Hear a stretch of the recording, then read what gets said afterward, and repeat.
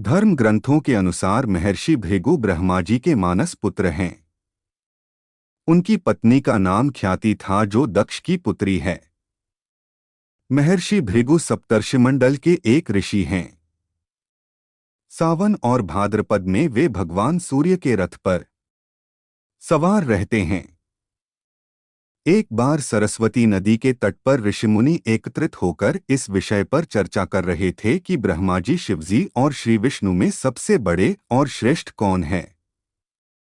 इसका कोई निष्कर्ष न निकलता देख उन्होंने त्रिदेवों की परीक्षा लेने का निश्चय किया और ब्रह्मा जी के मानस पुत्र महर्षि भृगु को इस कार्य के लिए नियुक्त किया। महर्षि भृगु सर्वप्रथम ब्रह्मा जी के पास गए। उन्होंने न तो प्रणाम किया और न ही उनकी स्तुति की। यह देख ब्रह्मा जी क्रोधित हो गए। क्रोध की अधिकता से उनका मुख लाल हो गया। लेकिन फिर यह सोचकर कि ये उनके पुत्र हैं, उन्होंने हृदय में उठे क्रोध के आवेग को विवेक बुद्धि में दबा लिया। वहां से महर्षि भृगु कैलाश गए। देवाधिदेव भगवान महादेव ने देखा कि भृगु आ रहे हैं तो वे प्रसन्न होकर अपने आसन से उठे और उनका आलिंगन करने के लिए भुजाएं फैला दीं। किंतु उनकी परीक्षा लेने के लिए भृगु मुनि उनका आलिंगन अस्वीकार करते हुए बोले, महादेव, आप सदा वेदों और धर्म की मर्यादा का उल्लंघन करते हैं। दुष्टों और पापियों को आप जो वरदान देते हैं उनसे सृष्टि पर भयंकर संकट आ जाता है। इसलिए मैं आपका आलिंगन कदापि नहीं करूंगा। उनकी बात सुनकर भगवान शिव क्रोध से तिलमिला उठे। उन्होंने जैसे ही त्रिशूल उठाकर उन्हें मारना चाहा, वैसे ही भगवती सती ने बहुत अनुनय विनय कर किसी प्रकार से उनका क्रोध शांत किया।